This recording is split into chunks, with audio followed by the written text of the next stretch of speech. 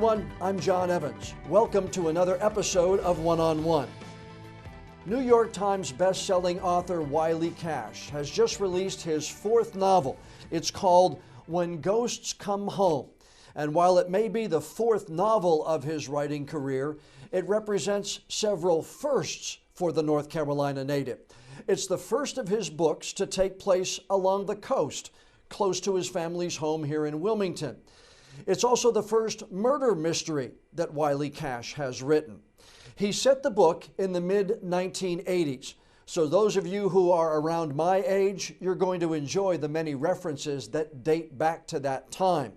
And while the time frame may be different, the characters face many of the same social issues that are making headlines even today. New York Times best-selling author, college instructor, and part-time stand-up comedian, Wiley Cash, welcome to the One-on-One with John Evans podcast. Thank you so much for having me, John. The new book, congratulations, When Ghosts Come Home, your fourth. It is a great read. I went through it in 2 days. It's an easy read, but it's a read that made me think all the way through. What does that tell you when somebody gives you their feeling on your book, and it may be different from somebody else and may be different from somebody else?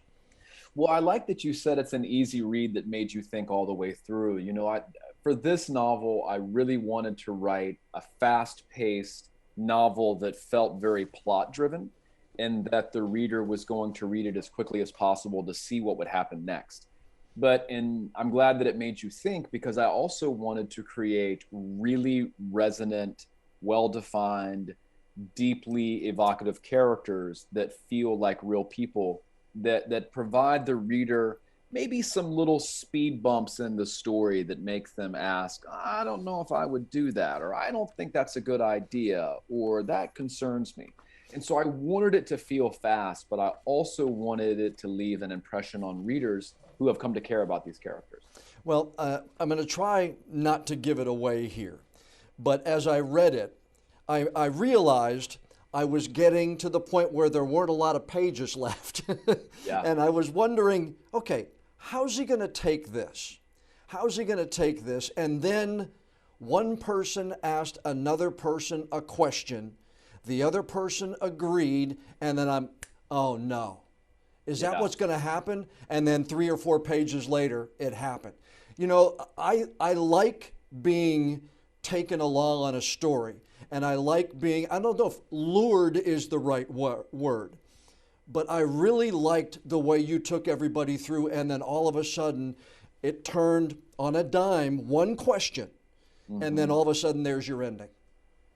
Yeah, and that ending kind of surprised me. I knew the emotional note that I wanted to end on, and I knew whose story this was going to end up being. And I think that readers will be surprised by who the story ends up belonging to on the last page. Yeah. But that turn there did surprise me. And, you know, we have a particular character who makes a lot of good, a lot of noble, a lot of selfless decisions throughout the novel.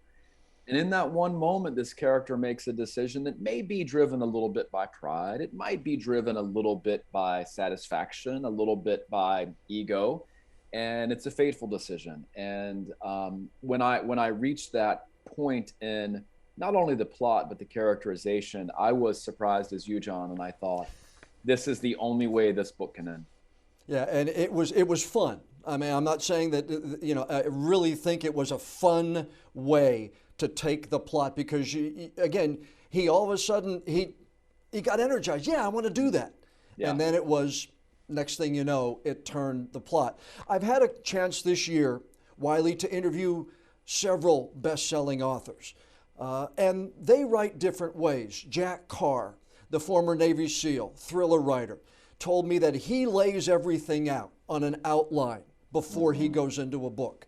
Brad Thor, another thriller writer, been around for decades, says he sits down and the story just kind of comes out. He doesn't plot anything out. What about you? What kind of writer are you? Do you have an idea where you want to go? Or as you're typing, you're like, oh, that's a good idea. Let me weave this in. Well, I don't really have an idea of where I want the plot to go. And I kind of try to come up with characters who feel interesting, who feel relevant, who feel kind of mysterious to me as well. Because I'm going to be spending a lot of time with these people, and I want them to feel mysterious to me. And so I really try to create characters that I know I can spend some considerable time with, you know, the years and months it takes to write a novel like the ones that I write. But I also, you know, I don't type. I hand wrote this novel. I hand wrote When Ghosts Come Home, and it really allowed me to slow down because I can type just fast enough where I can get ahead of my thoughts. And when you're a writer and you're looking at that blank page or that blinking cursor, that's death. You think, oh my gosh, I don't have the words to fill that in. But when I'm handwriting, I can think faster than I can handwrite. So my hand is constantly trying to catch up with my brain. And that's a wonderful place for a writer to be, where you feel panicked. You know, you're like, how am I going to get all this stuff down? That's a great way to work and to spend your days working. And so with this book, I never ran out of words. I never ran out of characterization. I never ran out of scenarios to really put on the page. And so it was easier for me, as Brad Thor mentioned, or as you mentioned, as he does, to kind of feel my way through the book in a way that felt very organic to me. To me, to hear you say you handwrite in our time of technology where, let's face it, penmanship is really not a high priority right now, to hear you write just fascinates me. Well, if it makes you, if it continues to fascinate, I also have a flip phone. So I go as low tech as possible. I mean, granted, I'm joining you here on my laptop, on my MacBook Air via Zoom, but you know, those kind of more dated ways of working and communicating you know, my life is very loud. It's very busy. I work all the time. I travel, I teach, I write. I've got 2 young children. I'm married. My wife has an active career as a photographer. So we got a lot going on. So as quiet as I can get my life to be while still maintaining the energy of it, I take every chance I can get. Well, then I can see a little bit then why you went back to the 80s. Then because you took several decades back with the technology. And thank you, by the way, for taking me back to my senior year in college in 1984 and 85. So I appreciate that. You're welcome. And I appreciate the references to everything that I had in my college dorm, the telephone book, the reference to Datsun, the beanbag chair. Why the 80s? Wiley, why did you go back to the 80s for this? And I'm going to ask you why you went back to Oak Island, but let's go time period first. Well, a couple of reasons. The 80s were really the first time in 1984 I was 7 during the election of Ronald Reagan. And that felt like a watershed moment in American history for me, because at that time it was easy to assume, especially if you looked around where I was raised in Gastonia, North Carolina, it was easy to assume that we were a unified nation. You know, Ronald Reagan was telling us it's morning in America, we're a city on a hill. He wins 60% of the popular vote, 49 states, except for Walter Mondale's Minnesota. And so it felt like we were a nation charging forward with great promise and hope and possibility. But in reality, we are in the early days of the AIDS crisis. We are suffering the crack epidemic. We are dealing with the bottoming out of rural Rust Belt, Southern Appalachian economies. And it's a moment where you can look back and you can listen to a song like Bruce Springsteen's Born in the USA, and you can be proud, yeah, I'm born in the USA, without listening to the lyrics where Bruce Springsteen sings, I was born down in a dead man's town, and the first hit I took is when I hit the ground. And so as an adult looking back on 1984, I can look past the city on the hill. I can look past Morning in America, look at AIDS, look at drugs, look at the bottoming out of the economy, and I can see the complications of that era. And so I wanted to write a book about that time that revealed those complications in race, class, gender, the rural and urban divide, and really explore those issues that I didn't know to explore in 1984. Yeah, and as I hear you talk, I was 21, 22 years old back then. I was getting into TV, so I was into my TV career. I did sports back then. So I was paying attention to what was going on in sports. I was learning video and audio. I knew Reagan was president, and I knew these things were happening, but it really didn't impact me to the point now where I look at it and say, oh yeah, look at Bruce's lyrics. It's different than standing up and saying "Born in the USA." Sure, yeah. And so it made me, I mean, just in the last 2 minutes, it's made me look back at my life and say, okay, I probably, had I been more of an adult then, I might have seen things differently. Yeah, and I think that there were people, older than you, and at that time, especially musicians. We look at the rise of so much great music, and music and art really comes from moments in our history where there is a struggle, where there is an uncertainty, where there is an unstable space.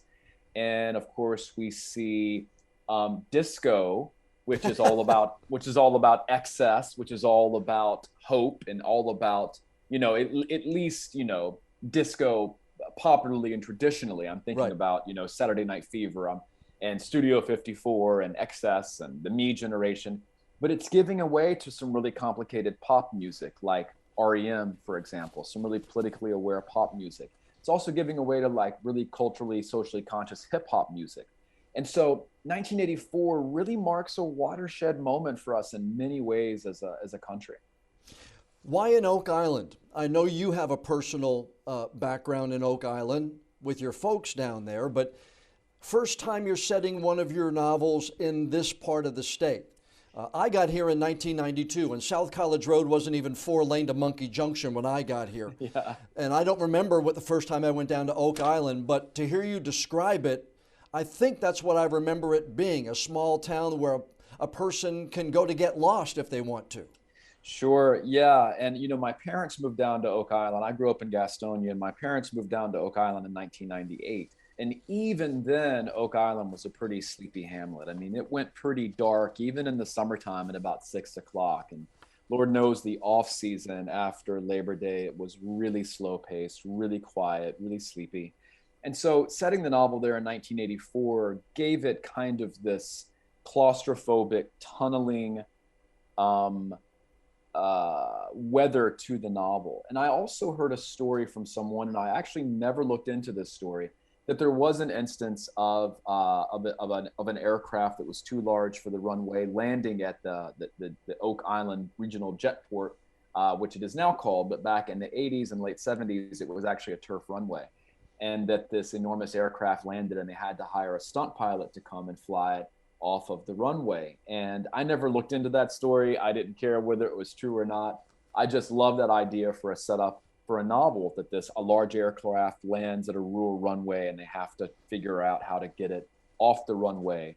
And then, of course, I complicated things by having a dead body alongside the aircraft in the middle of the night. Why a murder mystery? Did you want to challenge yourself?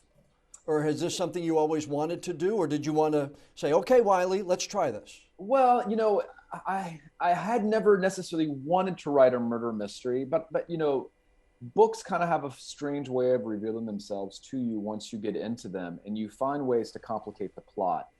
Having a large aircraft land on a rural runway is a great way to start a story. That's kind of a hook that might get someone to the first, second, third, fourth, or fifth page. But how do you keep them there? And having a dead body is a good way to keep people on the page, keep them tuned into the page. Mm-hmm. But then also having the death of that man be someone who's beloved in the community, be someone whose father is, a historical, cultural voice in the community. Right. And that was a way to kind of keep the reader engaged beyond that initial mystery of the appearance of this aircraft. And granted, that is a mystery that is solved by the end of the book, as is the mystery of the man who's dead alongside the runway. But you got to bring those human stakes to a story to really keep somebody engaged with the page.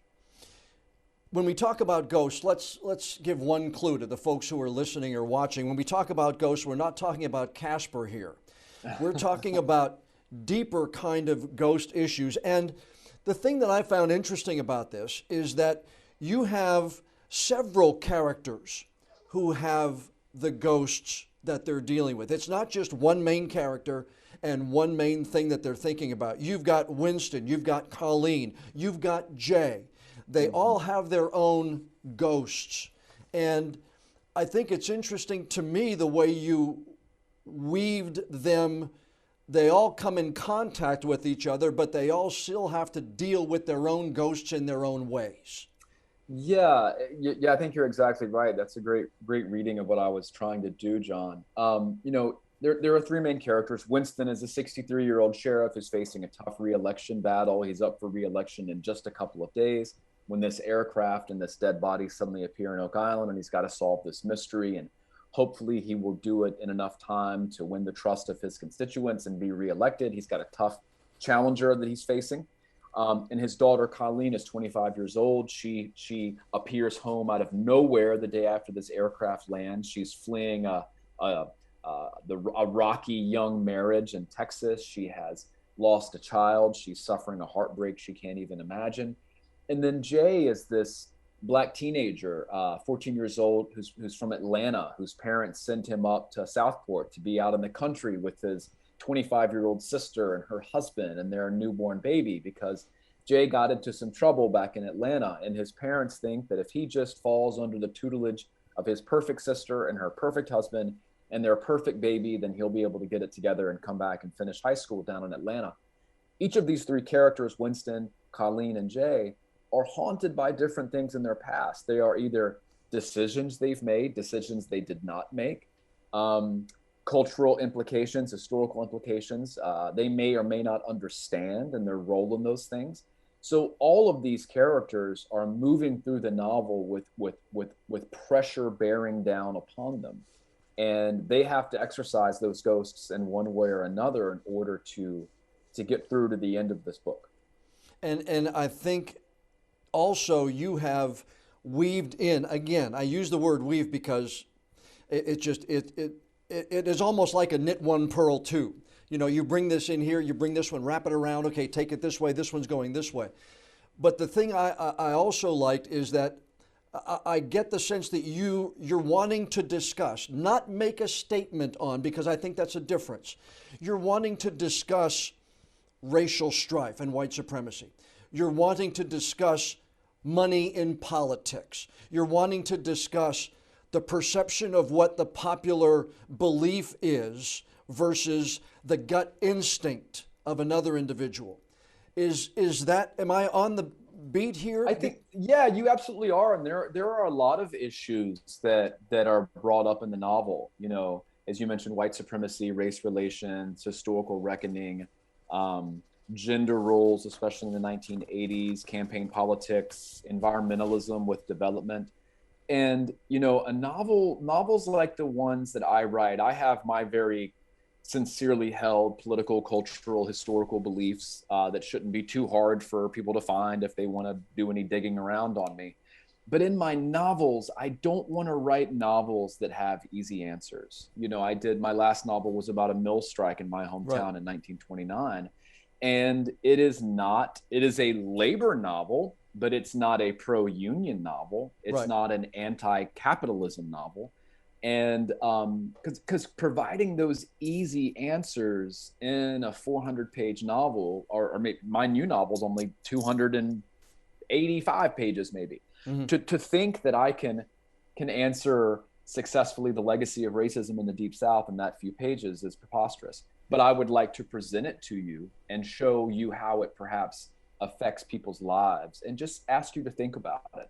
Right. But I appreciate that, John. I really enjoy introducing these issues, and I feel a burden's the wrong word, but I would feel like it would be a lost opportunity given my small megaphone that I've got and my native allegiance to the American South to not introduce these issues. But I think I would be assuming a lot of myself that I could solve them or even present solutions in a short amount of pages. But I think it's to be saluted that you're bringing them up for discussion. Now, a discussion in the realm of the 285 pages and the characters you've created here. But if someone can think about what it means to have a Confederate flag driven through your house in the middle of the night, or can think about what it's like to be a guy who's trying to do the best he can as a sheriff and trying to solve it, and then having somebody else come in with mega amounts of money and trying to do whatever he wants to do to the environment. To see the impact and at least have the discussions, I think you should be saluted for, because it's, number one, they're not easy discussions, but number two, they need to be had. Sure.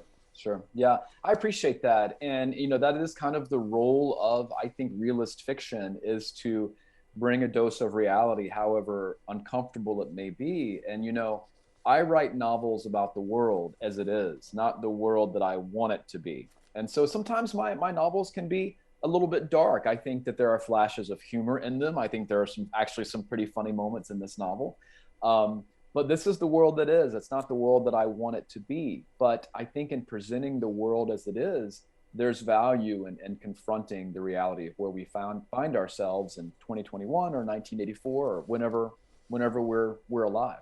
Yeah, well, when Winston puts on the Walkman and starts doing the whole thing with his arm, and you get Colleen to give the eye roll, I could just see my daughters in the back seat as I was doing the same thing when they were kids. So the humor is definitely there. Well, I'm a dad too, and my girls are just 7 and 5, but they roll their eyes at me plenty. Let me tell you, it is an epidemic of dads. Yeah. I emailed you about this, and because I've told you this in the past, I love good writing. I write in snippets. I write news stories. I write longer stories, but I write every day, and I love good writing. And I emailed you about this because this is one of the best lines that I have ever seen put down on a printed piece of paper. and I'm going to let everybody else listen to this. The night before, he'd gone to sleep with worry strapped to him like a dynamite vest. Each of the worries packaged like a tiny bomb that he either had to snuff out or face the possibility of it blowing a hole in his heart. My word, do you remember when that came to you? Because that to me is as descriptive and emotional a line as I have ever read. I don't know when I came up with that. I can remember working on that scene. That's one of the scenes that opens the novel. And, the novel opens when Winston, our sheriff, is in bed with his wife, Marie. It's the middle of the night, and they are awakened by the sound of this aircraft flying low over their house, over the island, going across the waterway and heading for the airport. And he gets out of bed and he drives out to the airport, and he's thinking about his life on that drive. I mean, he assumes this is going to be a relatively routine investigation. It's just an aircraft that needed some help, or maybe it's crashed, or, whatever the case may be. He doesn't think what he's going to find out at the airport is going to change his life forever, in the life of his family, in the life of his town. And so he's just thinking about himself. He's thinking about his daughter. He's thinking about his wife's illness. He's thinking about his own father. He's thinking about the role of fathers and daughters, and his relationship with his own father. And he's thinking about all the worries that he goes to bed with every night. I said packets of dynamite because they may not be huge crushing worries like, an existential crisis, but it may be a worry about, making the mortgage, a worry about your child's marriage to their spouse, a worry about a work issue. But all these worries come to bear on us in ways that can really fester and dominate our quiet moments. And Winston is one of those characters. Whenever he has a chance to be quiet, he worries. He worries about everything in his life, really, except himself. Well, in a world where when we see those kind of vests, it's usually the bad guy putting it on one of the hostages when they want to get out of the bank, or you think about a suicide bomber somewhere. Sure. To use that connotation, though, in this instance, again, I wrote to you how great a line that was. I applaud you for using it in the emotional sense, when many people, when they think of dynamite vest, don't think of anything other than destruction. Mm-hmm. Sure. Yeah. And in many ways, Winston has slipped that vest on himself. And by the end of the book, he has very much done that to himself, because, Winston is a guy who wants to make the right decision. He wants to make the ethical decision, but oftentimes he also wants to make the expedient decision. He wants to make the easy decision. And, you know, our contemporary political moment, cultural moment asks for hard decisions. And 1984 asked for some hard decisions.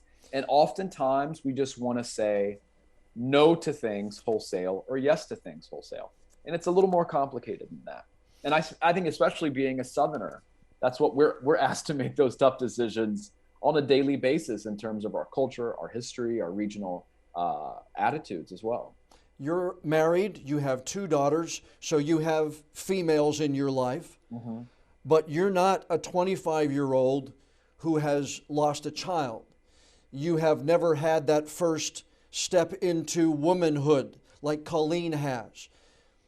You are so descriptive with these two instances that I bring up.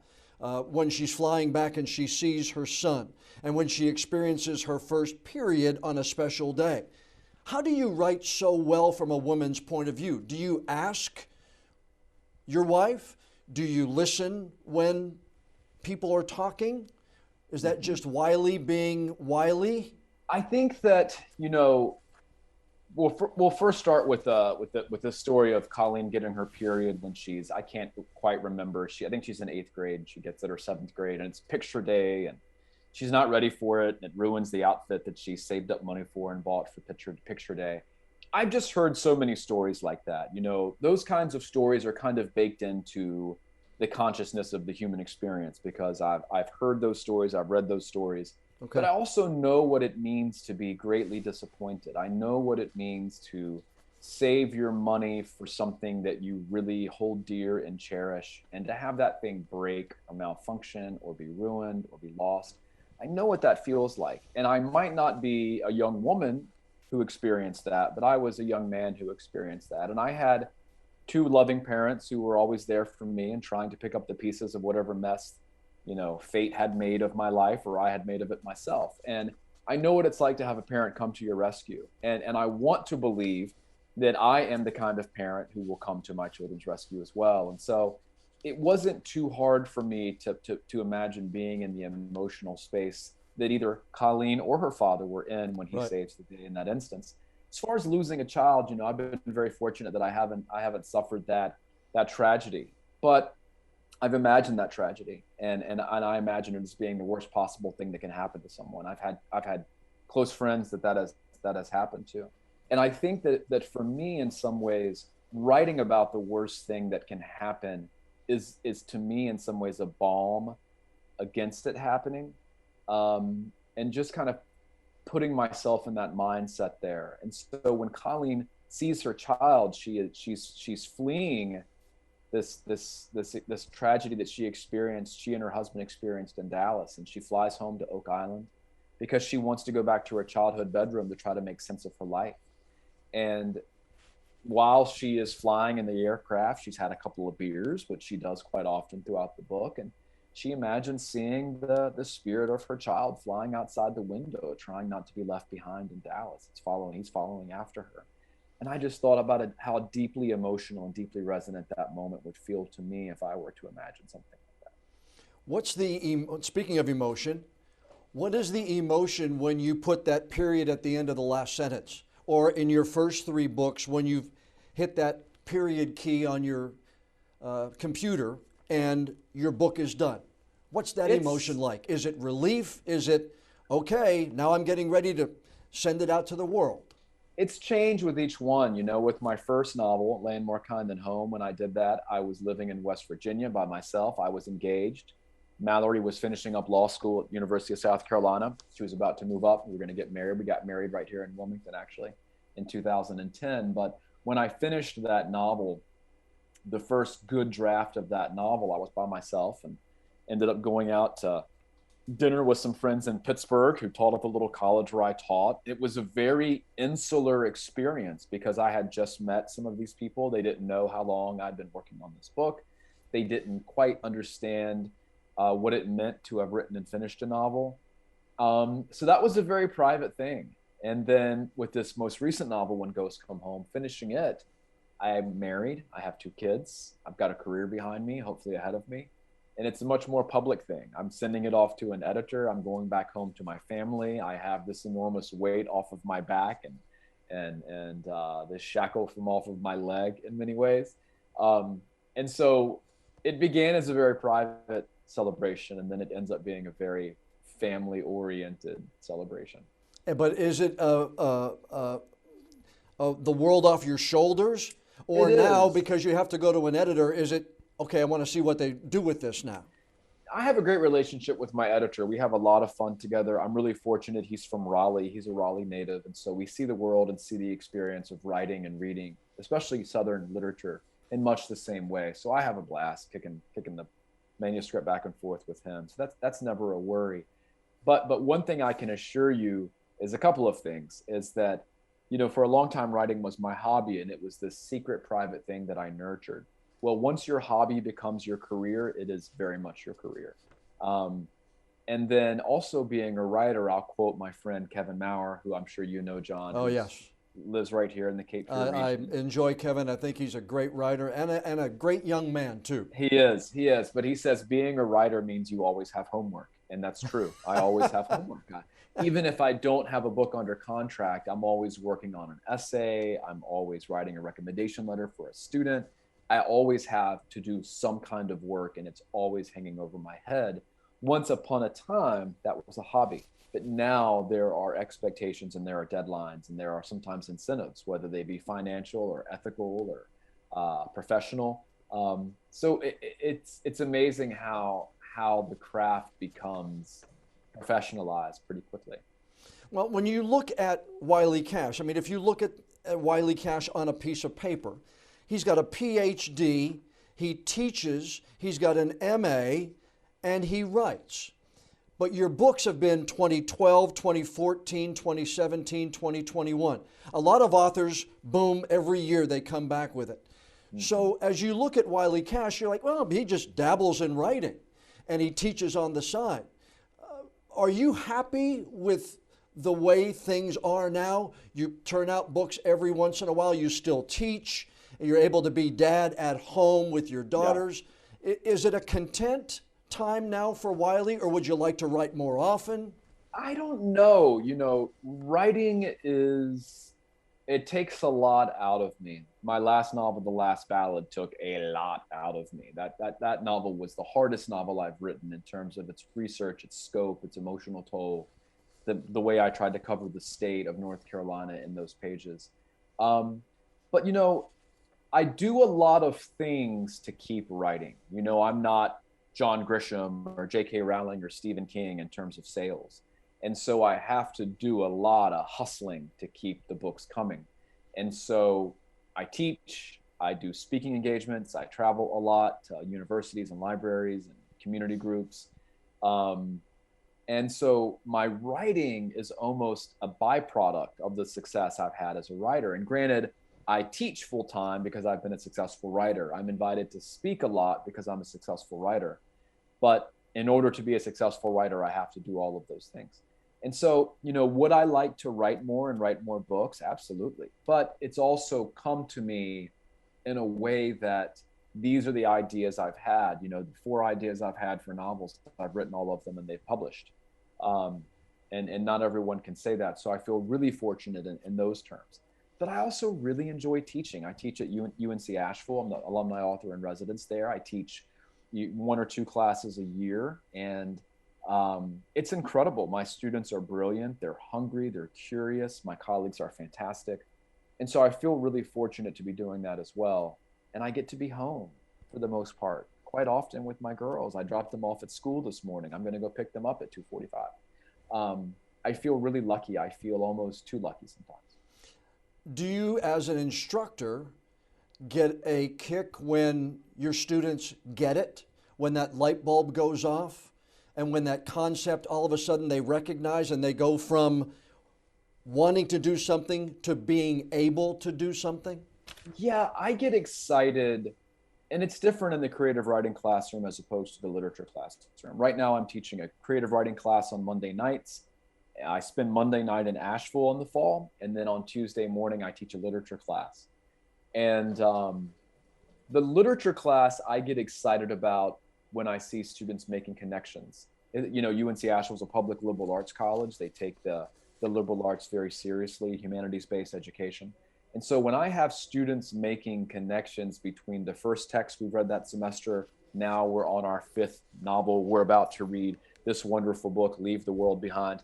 When I see them making those connections between texts, between what they're studying in other classes, between historical moments or eras or literary or cultural movements, it is exhilarating. It is absolutely exhilarating to see those connections made, because that's the test of knowledge. That's when you really know something, when you're bridging gaps between years or decades or centuries.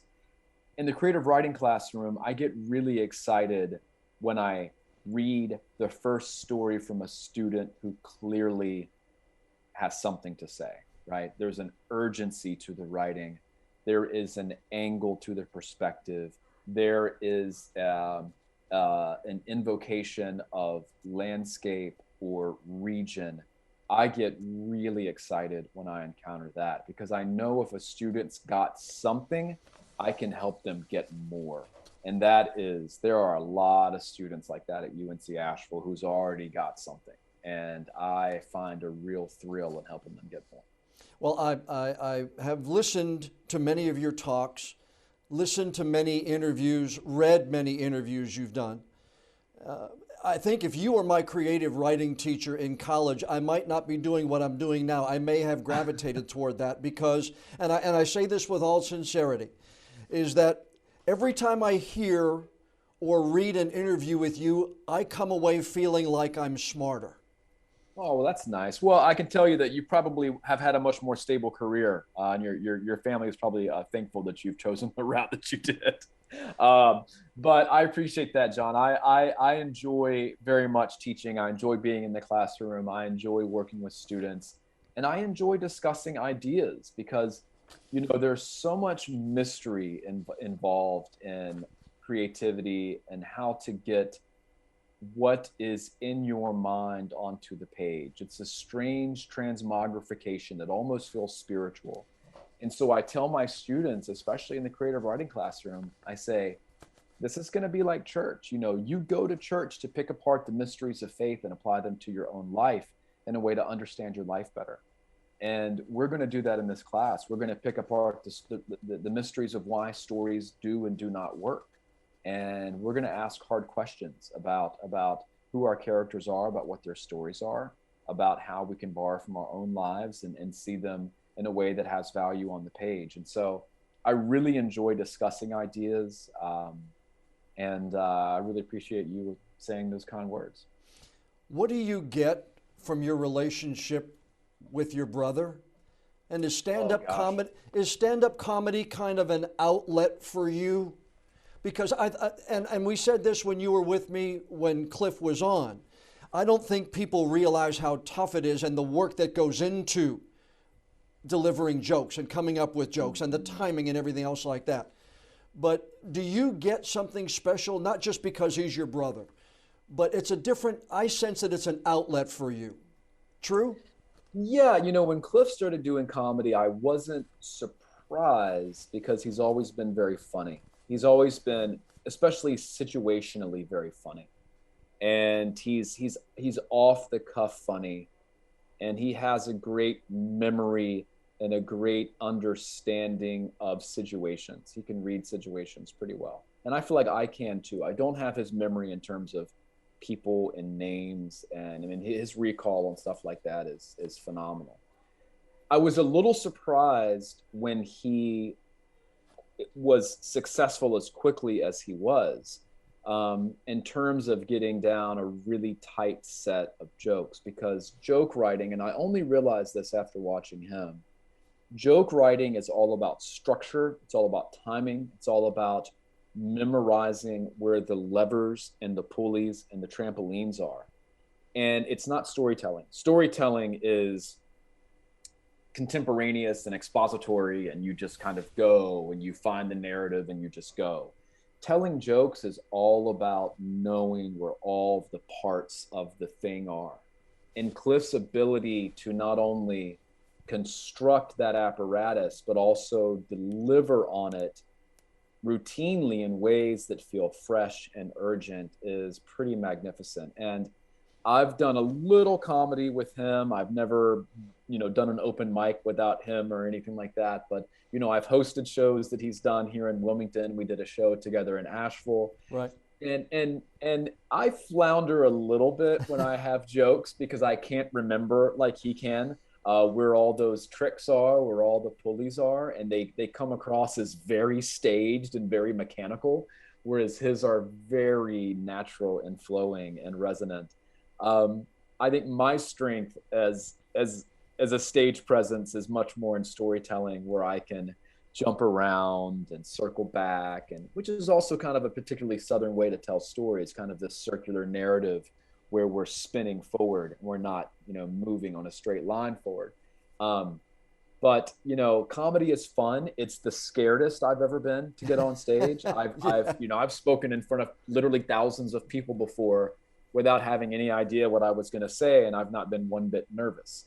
Comedy in front of a room of 100 people, I'm terrified, absolutely terrified every time. And he's like, eating a hamburger 2 seconds before he goes on stage, wiping his mouth as they're calling his name, because he just knows. He's just got that kind of animal instinct about how to get up there and deliver a tight set of jokes in a way that feels incredibly organic and off the cuff. But I also think, and I'll ask you if you agree, that we all need that time away from what it is that we do, in order to make sure that what it is we do is fresh when we come back to it. For me, it's something as simple as cutting the grass. I go out, I leave everything away, or everything back, away from where I am, and that's my task, and that's what I do for 10 or 15 minutes, and I concentrate on that, and there's nothing else. Yeah. And I think something as simple as that for me gets me away from, all right, I know the Senate has a vote today, and I know who New Hanover County Commissioners meet tonight, and we may have to go live from there. I need to put that away so that when it is time, I can approach it from a fresh vantage point. Yeah. I think that the other things that I have in my life, reading is one of those for me, but I'm not really getting away from words. And when I read, I'm still trying to figure out how this book works. How is it manipulating me, and what can I borrow from this? Doing comedy with Cliff is a little bit of that for me, but at the same time, I'm very much a workaholic. I don't think of it consciously. My wife will tell you that, but that's kind of our family's blue collar background ethic. Our dad was that way. When he wasn't at work, he was doing handyman stuff around the house, working in the yard, working on cars. Our mom is very much that way. My sister, we have an older sister who lives up in the mountains in Burnsville. She is very much that way. Cliff is very much that way. And if I weren't writing, I would just be doing something else that takes a lot of my time. And a couple of years ago, I was at the doctor, and my doctor said, "Now, what are your hobbies?" And I said, I don't really have any. I mean, I wish I did, and I need to develop some. And I'm still working on that. I've got friends who are writers. I mentioned Kevin. Kevin's very much the same way. Kevin is a workaholic. God bless him. He is a workaholic. But Clyde Edgerton, who I'm sure John, I mean, Clyde writes, he teaches, but he also paints, and he's a musician, and he's got his pilot's license, and he's got all these other things going on for him. And very active in politics recently, Very active in politics. He's literally doing so many things all of the time, and I have a lot of admiration for him as a person, and him as an artist and a hobbyist as well. What about the girls? Do they know Dad's a writer? They do. They don't. It's interesting, they know that I dedicated The Last Ballad, my last novel, to them, and they get a kick out of that if we're in a bookstore and they pull it off the shelf and find their names. One of our 7-year-old's classmates asked her about my new book, and she came home and was kind of excited about that. But they don't find anything very special about it. When I started teaching at UNCA, our oldest daughter said, "Daddy, you're not a teacher, you're just a writer." Because they don't ever really see me writing. They can't, and say I come to this office where I am right now, and I don't write at home in front of them. There's some books on the shelf that have my pictures on them, but they don't really know what goes into that so much. They're getting older. My 7-year-old said recently, "Daddy, don't get rid of any of your books, because as soon as I'm old enough to read them, I want to read them." And I have been thinking lately, what are my daughters going to know of me when they read these books? What are they going to know of my life and of their lives when they read them? Because two of the books that I've got have been written while they've been on this world. So I'm curious to know years down the road what they'll think about what I do. How important is Mallory? I know she's from here. You moved back here to settle your family down, but I told people, and I will continue to tell people until I take my last breath, if it wasn't for my wife Sheila being the saint that she is, allowing me to work as often as I worked to build this career, because I've always felt like I had to work harder than anybody else. I wasn't as good of a writer as this person. I wasn't as good as a reporter of this person. So I always felt I had to work harder. And without Sheila there, I wouldn't be anywhere near as successful as people think I am. What about Mallory? How important is she to the person that Wiley Cash is in 2021? I mean, she's, everything. And it sounds, kind of cliche to say that. But, when I got my first book contract, I was teaching at a little college up in West Virginia, and Mallory was practicing law. And I told her, I said, I really want to resign from my teaching job because I think I can make a go of this. And this book contract, I had a 2-book contract. I said, it kind of makes me think that I can do this as a career. And she said, look, it's always been your dream to write novels. It's never been your dream to teach 8 classes a year and do committee work out the year for a small liberal arts college. So you need to resign and really go for this because I can support us if it doesn't work out. And she did. And it worked out, and she supported us. And she practiced law while I finished my first book and wrote my second. And her job is what brought us back to North Carolina. She had a legal job here in the region when we first moved back in 2013. And then once we started having children and I got the job at UNC Asheville, there for a while, we would live in Asheville for half the year, and it was not possible for her to work. And so she was with our girls. And I have this myth in my mind. It's a personal myth that we co-parent equally, and we do not. We do not co-parent. We do when I'm in town, and when I'm not in Asheville 2 days a week in the fall, we co-parent. But I'm gone a lot and I work a lot. And she really takes the lead on, paying the bills, setting up the girls' stuff. And then she also manages a career in photography. She's had work published all over the place, Garden and Gun, the New York Times, Oxford American Magazine, local publications. And so she's found a way, despite me, to forge a successful career and as an artist and a very successful life as a mother as well. And I'm only doing one thing, and she's doing a whole bunch of things. And so there's no doubt that she sustains whatever crazy thing I'm trying to do next. Yeah, and it's fun to. It's fun to grow old with somebody. We're married 36 years now, and it's fun to grow old with somebody that you're on the same page all the time. Mm-hmm. You're not catching up. You're right there every day on the same page. What's next for Wiley? What are you working on now, and what are you looking at for your next project?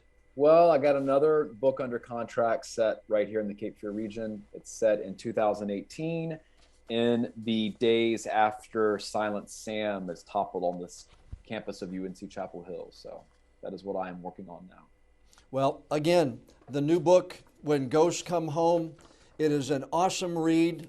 Congratulations. Again, thank you, John. It's a fine project. I appreciate this so much. And it's a well worth investing time in, because you'll travel to places without even leaving your chair. Wiley Cash, thanks again, and all the best to you, my friend. Thank you, John.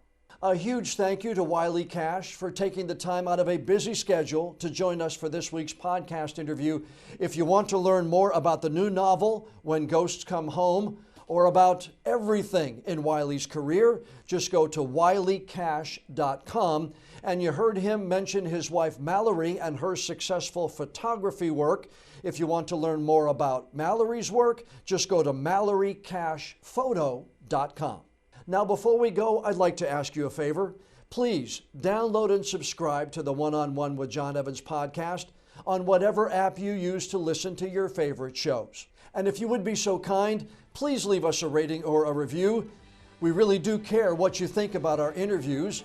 And the more feedback we have from friends like you, the higher we'll be listed on the apps, the better chance we'll have of bringing in even more new listeners. I'm John Evans. Thanks so much for joining us for this episode of One on One.